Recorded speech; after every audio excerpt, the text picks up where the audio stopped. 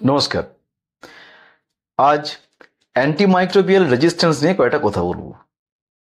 তো শুরুতেই বলা ভালো যে আমাদের প্রতিদিনের জীবনযাত্রার ধরন আমাদের স্বাস্থ্যের উপরে এক গভীর ছাপ ফেলে যায়। আমাদের মধ্যে কেউ জীবনকে উদযাপন করেন, আবার কেউ সামান্য অসুস্থতার ভয়ে ওষুধের পেছনে ছোটেন। অথচ সেই ওষুধই, বিশেষ করে অ্যান্টিবায়োটিক, অনেক সময় আমাদের জন্য আশীর্বাদ না হয়ে বরং অভিশাপ হয়ে ওঠে। আজ আমি বলার চেষ্টা করব এই অ্যান্টিবায়োটিক আসলে কি এবং এটা ঠিক কিভাবে আমাদের জীবন বাঁচানোর পাশাপাশি ধ্বংসের কারণও হয়ে উঠেছে। তো এই কথার আহ, প্রথমেই জানা যাক যে অ্যান্টিবায়োটিক কি। অ্যান্টিবায়োটিক এমন এক ধরনের ওষুধ যা শুধু ব্যাকটেরিয়াজনিত সংক্রমণের বিরুদ্ধেই কার্যকর। এরা ব্যাকটেরিয়াকে হয় নিষ্ক্রিয় করে দেয়, নয়তো তাদের বংশবিস্তার রোধ করে। তবে ভাইরাস, ছত্রাক বা পরজীবী, যেগুলো প্যারাসাইট জাতীয় জীবাণুর বিরুদ্ধে কিন্তু এরা কাজ করে না। এসব সংক্রমণের জন্য রয়েছে আমাদের কাছে একটা ভিন্ন ধরনের ঔষধ। যেমন আমরা বলি অ্যান্টিভাইরাল যদি ভাইরাস হয়, যদি ফাঙ্গাস হয় আমরা বলি অ্যান্টিফাঙ্গাল, আর যদি প্যারাসাইটিক হয় আমরা বলি অ্যান্টিপ্যারাসাইটিক। যেমন ধরুন কারো সর্দি বা কাশি হলো, এই সর্দি কাশি সাধারণত আমাদের ভাইরাসের কারণেই হয়ে থাকে। তাতে যদি আমি অ্যান্টিবায়োটিক দিই তাহলে সেটা কোনো কাজই করবে না। এই অ্যান্টিবায়োটিকের ইতিহাসে এক যুগান্তকারী মুহূর্ত আসে 1928 সালে, যখন স্কটিশ জীবাণু বিজ্ঞানী আলেকজান্ডার ফ্লেমিং একটা নীল সবুজ ছত্রাক, তার নামটা হচ্ছে পেনিসিলিয়াম নোটেটাম, সেখান থেকে তিনি পেনিসিলিন আবিষ্কার করেন। এটি ছিল প্রথম প্রাকৃতিক উৎস থেকে পাওয়া কার্যকর অ্যান্টিবায়োটিক। পেনিসিলিনের আবিষ্কার আমাদের মেডিকেল জগতে, মেডিকেল সায়েন্সে একটা বিপ্লব ঘটায়। বিশেষত যখন আমাদের দ্বিতীয় বিশ্বযুদ্ধ চলছে এবং যখন নাকি লক্ষাধিক সৈন্যকে ইনফেকশনজনিত মৃত্যুর হাত থেকে বাঁচানো সম্ভব হয়েছিল এই পেনিসিলিন দ্বারা। পরবর্তীকালে ফ্লেমিং, ফ্লোরি এবং চেইন এই অসামান্য আবিষ্কারের জন্য 1945 সালে চিকিৎসা বিজ্ঞানে নোবেল পুরস্কারে ভূষিত হয়েছিলেন। এর পরের কয়েক দশক আবিষ্কৃত হলো টেট্রাসাইক্লিন, এরিথ্রোমাইসিন, ক্লোরামফেনিক্যাল, মেথিসিলিন সহ অসংখ্য অ্যান্টিবায়োটিক। এই অ্যান্টিবায়োটিক এরা নানা ধরনের ব্যাকটেরিয়ার সংক্রমণের বিরুদ্ধে চিকিৎসা পদ্ধতিকে অনেক বেশি কার্যকর এবং বিস্তৃত করে তোলে। এখন এই যে আমরা এত অ্যান্টিবায়োটিক বাজারে পাওয়া যায়, এগুলোকে আমরা মূলত দুভাগে ভাগ করি। প্রথমটি হলো ন্যারো স্পেকট্রাম, যা শুধু নির্দিষ্ট ধরনের ব্যাকটেরিয়ার বিরুদ্ধেই কাজ করে। যেমন ধরুন পেনিসিলিন, এরা কিন্তু একটা নির্দিষ্ট ধরনের ব্যাকটেরিয়ার বিরুদ্ধেই কাজ করবে। আর দ্বিতীয়টি হলো ব্রড স্পেকট্রাম, এরা বিভিন্ন ধরনের ব্যাকটেরিয়ার বিরুদ্ধেই কাজ করে, যেমন অ্যাজিথ্রোমাইসিন। আবার ওয়ার্ল্ড হেলথ অর্গানাইজেশন অ্যান্টিবায়োটিককে 3টি গ্রুপে ভাগ করেছেন। প্রথম গ্রুপ হলো অ্যাক্সেস গ্রুপ, এগুলো সাধারণত জেনারেল যে সমস্ত সংক্রমণ সেগুলোর জন্য ব্যবহার করা হয়, উদাহরণস্বরূপ পেনিসিলিন। 2 নম্বর গ্রুপ হচ্ছে ওয়াচ গ্রুপ, এটা কিন্তু শক্তিশালী অ্যান্টিবায়োটিক, যেমন সেফালোস্পুরিন। আর 3 নম্বর যেটা, তাকে আমরা বলি রিজার্ভ গ্রুপ। এগুলো হচ্ছে শেষ অস্ত্র হিসেবে ব্যবহৃত হয়। যখন ওই দুটো আর কাজ করছে না, তখন আমরা এইটাকে, মানে ডাক্তারবাবুরা এটা ব্যবহার করেন। আজকাল অ্যান্টিবায়োটিকের অতিরিক্ত ভুল ব্যবহার, শুধু ভুল ব্যবহার নয়, অতিরিক্ত ব্যবহার এবং অপ্রয়োজনীয় ব্যবহার আমাদের কাছে একটা বড় সমস্যা হয়ে দাঁড়িয়েছে। এর ফলে ব্যাকটেরিয়া অ্যান্টিবায়োটিকের বিরুদ্ধে প্রতিরোধী বা রেজিস্ট্যান্স হয়ে উঠেছে। এই প্রতিরোধের কারণে সাধারণ সংক্রমণও মারাত্মক হয়ে উঠছে। আর যেসব সংক্রমণ একসময় সহজে চিকিৎসা করা যেত, সেগুলোও কিন্তু এখন প্রাণঘাতী হয়ে উঠছে। এর ফল যা হওয়ার হচ্ছে, মানুষের মৃত্যুর হার বাড়ছে। এখানে একটা কথা বলে রাখা ভালো যে হুইয়ের মতে প্রতি বছর 7 লাখ মানুষ অ্যান্টিবায়োটিক প্রতিরোধী ব্যাকটেরিয়ার কারণে মারা যাচ্ছে, এবং তারা এটাও বলছেন যে 2050 সাল নাগাদ এই সংখ্যা হয়তো 1 কোটিতে পৌঁছতে পারে। আবার যার মধ্যে 1/3 হবে ভারতে। এখন মূল সমস্যা হলো এই যে প্রতিরোধী ব্যাকটেরিয়া, রেজিস্ট্যান্স ব্যাকটেরিয়া, এদের জন্য আমাদের ব্যয়বহুল ঔষধ এবং দীর্ঘ চিকিৎসার প্রয়োজন হচ্ছে। তাহলে এখানে কিন্তু একটা গুরুত্বপূর্ণ প্রশ্ন ওঠে, কেন ব্যাকটেরিয়াগুলো এত প্রতিরোধী হয়ে উঠছে? এটা হচ্ছে মূল কথা। আর এর মূল কারণ হলো ব্যাকটেরিয়া দ্রুত বিবর্তিত হয়। এরা প্রতি 20-30 মিনিটে নতুন প্রজন্ম তৈরি করে, যেখানে মানুষের জন্য লাগে প্রায় 30 বছর। এছাড়া ব্যাকটেরিয়া জিন স্থানান্তর করে একে অপরের থেকে প্রতিরোধী জিন পায়।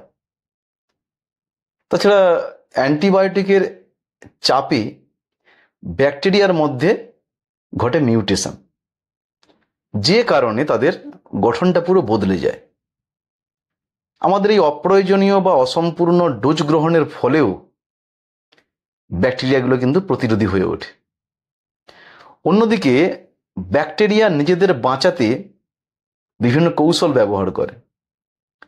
তারা প্রতিরক্ষা স্তর তৈরি করে, অ্যান্টিবায়োটিকদের কোষে ঢুকতে তারা বাধা দেয়।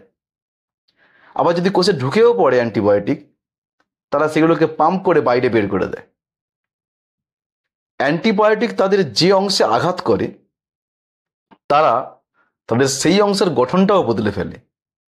এছাড়া তারা বিটা ল্যাকটামেজের মতো একটা এনজাইম তৈরি করে, যা অ্যান্টিবায়োটিককে নষ্ট করে ফেলে। এছাড়া অ্যান্টিবায়োটিকের অপব্যবহার এবং অতিরিক্ত ব্যবহারও আমরা যেভাবে করছি, সেটাও একটা ভয়ঙ্কর দিক। যেমন সর্দি কাশির মতো ভাইরাল রোগেও অ্যান্টিবায়োটিক দিয়ে দেওয়া হচ্ছে। সবচেয়ে ভয়ঙ্কর বিষয় হলো ব্রয়লার মুরগি, মাছ ও অন্যান্য পশু খাদ্যেও অ্যান্টিবায়োটিক ব্যবহার করা হচ্ছে, যা এই খাদ্যের মাধ্যমে আমাদের শরীরে প্রবেশ করছে। তাছাড়া আমাদের দৈনন্দিন কাজে ব্যবহৃত যেমন সাবান, টুথপেস্ট, স্যানিটাইজার, এমনকি মধু এবং বোতলজাত জলেও অ্যান্টিবায়োটিকের উপস্থিতি আমরা দেখতে পাচ্ছি। মাছ চাষ বা পশুপালনের বর্জ্যে অ্যান্টিবায়োটিক ও প্রতিরোধী ব্যাকটেরিয়া আমাদের নদী এবং খালে মিশছে। এই কারণে অ্যান্টিমাইক্রোবিয়াল রেজিস্ট্যান্স আমাদের এই শতাব্দীর অন্যতম ভয়াবহ সংকেত। এ যেন জীববিজ্ঞানের ভাষায় লেখা এক মৌন হুঁশিয়ারি। ব্যাকটেরিয়াদের ওপর অদৃশ্য অথচ প্রচণ্ড এক বিবর্তনীয় চাপ ক্রমেই কাজ করে চলেছে। তার ফলস্বরূপ জন্ম নিচ্ছে এমন সব স্ট্রেন, যারা শুধু টক্সিন উৎপাদনে দক্ষ নয়, বরং রীতিমতো বিষাক্ত, যাদের আমরা আবার বলি হাইপারটক্সিজেনিক স্ট্রেন। তারা যেন প্রকৃতির জেনেটিক ল্যাবরেটরিতে তৈরি হয়ে ওঠা এক নতুন প্রজন্মের শিকারী। সবচেয়ে ভয়ের বিষয় হলো এই বিবর্তন একক নয়, আবার বিচ্ছিন্নও নয়। পৃথিবীর নানা প্রান্তে ভিন্ন ভিন্ন ক্লোন, তারা একযোগে রূপান্তরিত হচ্ছে একটা ধাঁচে। এমন সমান্তরাল বিবর্তন ঘটছে, এবং এই বিবর্তনের অর্থ একটাই, আমাদের পরিবেশে ঘটেছে কোনো মৌলিক পরিবর্তন, যা এই রূপান্তরকে গতি দিচ্ছে। এক সময় যেখানকার পরিচিত শব্দ ছিল শুশ্রূষা আর সেবার ছায়া, সেই হাসপাতালে এখন এক অশান্ত পরিবেশে রূপ নিচ্ছে। এই যেন রীতিমতো বিপজ্জনক এক মাটির কারখানা, যেখানে জন্ম নিচ্ছে পরবর্তী প্রজন্মের সুপারবাগ। তবে বিপদ এখানেই থেমে নেই। এই জীবাণুগুলো এখন হাসপাতালের গণ্ডি পেরিয়ে পা রেখেছে জনজীবনের রাস্তায়। যে মানুষটি কখনো হাসপাতালের চৌকাঠও মারাননি, তিনিও আজ এই সংক্রমণের শিকার হচ্ছেন। এ যেন সে চিড়িয়াখানা থেকে পালিয়ে আসা সিংহ, যে তার খাঁচার শৃঙ্খলা ভেঙে ঢুকে পড়েছে সাধারণ বনের নিস্তব্ধতায়। আরো ভয়ঙ্কর ব্যাপার হলো, এই যে ক্লোন, এই ক্লোনগুলো এখন বিমান যাত্রীর শরীরে চড়ে পাসপোর্ট ছাড়াই আন্তর্জাতিক সীমান্ত পেরিয়ে পৌঁছে যাচ্ছে অন্য দেশে, অন্য মহাদেশে। এই ব্যাকটেরিয়া আর কেবল রোগ জীবাণু নয়, যেন এক নির্বিকার দূত, এক ভয়াল ভবিষ্যতের বার্তাবাহক। এ ছবি শুধু আতঙ্ক নয়, বরং এক বিশ্বব্যাপী বিপদের অশুভ ছায়াচিত্র। হাসপাতাল নির্ভর জীবাণুরা এখন জনসমাজের প্রাণ কেন্দ্রে ঢুকে পড়েছে, যার ফলাফল যা হওয়ার তাই হচ্ছে, এবং এর ফলে আমাদের এক গ্লোবাল জনস্বাস্থ্য বিপর্যয় ঘটতে পারে। তাই এই সমস্যা সমাধানের পথ হলো অ্যান্টিবায়োটিকের সঠিক ব্যবহার। শুধুমাত্র চিকিৎসকের পরামর্শে এবং পূর্ণ ডোজে আমাদের অ্যান্টিবায়োটিক ব্যবহার করা উচিত, এবং অ্যান্টিবায়োটিকের অপ্রয়োজনীয় ব্যবহার বন্ধ করতেই হবে, বিশেষ করে খাদ্য শিল্পে। আর অন্যদিকে নতুন অ্যান্টিবায়োটিক আবিষ্কারে আমাদের বিনিয়োগ বাড়াতে হবে। আমাদের এই সময়ে প্রাকৃতিক উপায়ে রোগ প্রতিরোধের ক্ষমতা বাড়ানোর চেষ্টা করতেই হবে। আমরা অনেকেই আজ অ্যান্টিবায়োটিক থেকে দূরে থাকতে চাই, কিন্তু বাস্তবতা হলো অ্যান্টিবায়োটিক প্রতিরোধী ব্যাকটেরিয়া এখন আমাদের খাদ্য, জল এবং বাতাসে উপস্থিত।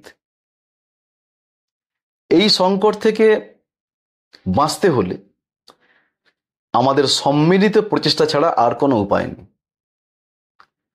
এই অ্যান্টিবায়োটিক কিন্তু একদিন আমাদের প্রাণ বাঁচিয়েছিল, আজ তারই অপব্যবহার আমাদের ধ্বংসের মুখে ঠেলে দিচ্ছে। এই প্রসঙ্গে 2013 সালের সেপ্টেম্বরে যুক্তরাষ্ট্রের centre for disease control and prevention, CDC, এর প্রধান ডক্টর টম ফ্রিডেন আমাদের অ্যালার্ট করে বলেন, অ্যান্টিমাইক্রোবিয়াল রেজিস্ট্যান্স প্রতিটি সমাজে, প্রতিটি স্বাস্থ্যকেন্দ্রে এবং সমস্ত চিকিৎসা চর্চার মধ্যেই ঘটছে। তিনি আরো বলেন, অতিমাত্রায় অ্যান্টিবায়োটিক ব্যবহার করলে আমাদের সামনে ভয়ানক বিপর্যয় অপেক্ষা করছে। আগামী মাস বা বছরেও এমন দিন আসতে পারে যখন প্রাণঘাতী সংক্রমণ মোকাবিলায় আমাদের ওষুধের তাক সম্পূর্ণ খালি হয়ে যাবে। সুকান্ত ভট্টাচার্যের অমর উচ্চারণে তাই আমাদের অঙ্গীকার হোক, চলে যাব তবু যতক্ষণ দেহে আছে প্রাণ, প্রাণপণে পৃথিবীর সরাবো জঞ্জাল, এ বিশ্বকে এ শিশুর বাসযোগ্য করে যাব আমি। নবজাতকের কাছে এ আমার দৃঢ় অঙ্গীকার। এই পৃথিবীকে বাসযোগ্য করে রাখতে হলে চাই সচেতনতা এবং দায়িত্ববোধ। এই দুটোর এখন কোনো বিকল্প আর নেই এই মুহূর্তে। সবাইকে ধন্যবাদ, সবাই ভালো থাকবেন।